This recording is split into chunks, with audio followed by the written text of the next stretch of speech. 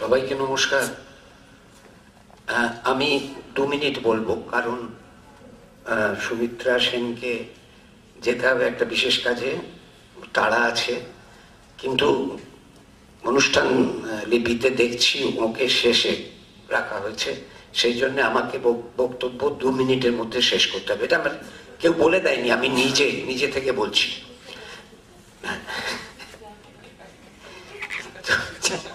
হ্যাঁ, যাই হোক, আমার একটাই, যেটা আমার বন্ধু প্রদীপ ঘোষ বললেন সেটা বলার, যে এত কম লোক কেন।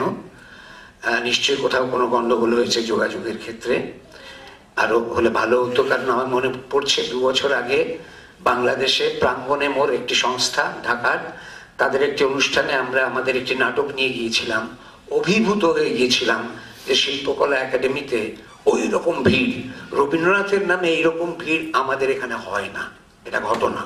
গান টান হলে তবু হয়, অনেক নাম করা সঙ্গীত শিল্পী আছেন, তাদের একক অনুষ্ঠান হলে অনেক ভিড় হয়। কিন্তু নাটকের জন্য এরকম লোক পাগল হয়ে আসছে দেখতে, জায়গা দেওয়া যাচ্ছে না।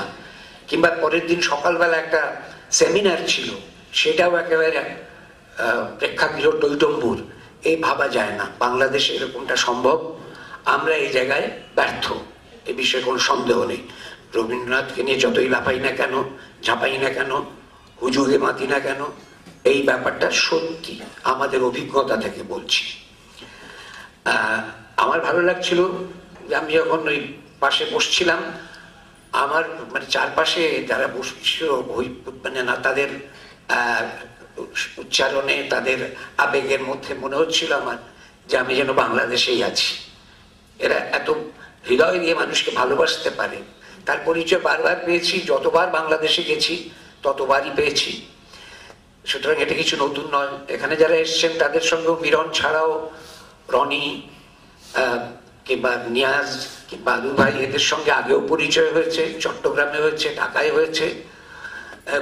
এবং সেই জন্যে আমার কাছে একটা আলাদা বার্তা বহন করে এই বাংলাদেশের কোনো টিম এলে কিংবা তাদের কোনো অনুষ্ঠান হলে।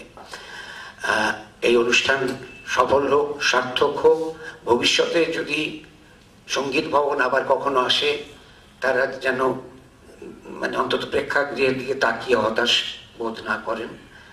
আরো দর্শক আসবেন, দেখবেন, এইটাই আশা করি। এখানে বক্তব্য শেষ করছি, কারণ ওনার যাওয়ার আছে। নমস্কার।